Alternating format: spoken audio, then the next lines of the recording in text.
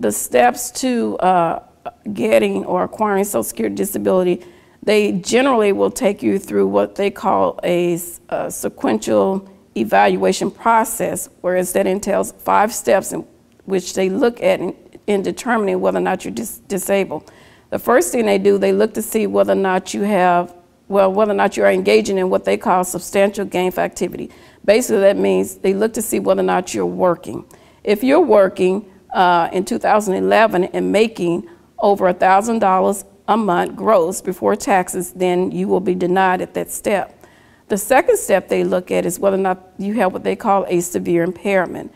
And basically, that's a pretty easy step to meet, because if you have a medical condition that interferes with your ability to engage in basic work activities, then they will determine that you have a severe impairment.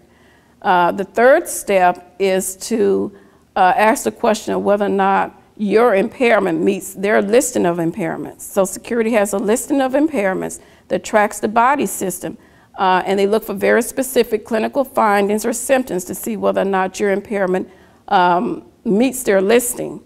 If it does, then you're determined to be disabled, and they will stop at that step. However, if you do not meet their listing of impairment, which most people do not, then they will start to ask the question and take into consideration your age, your education, your past work experience.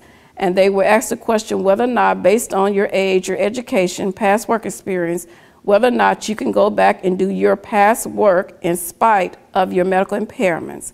And by past work, they look back into your work history 15 years.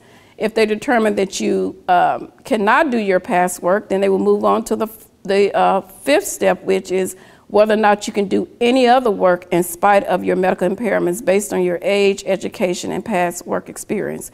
And again, that process will take probably anywhere from 3 to 6 months.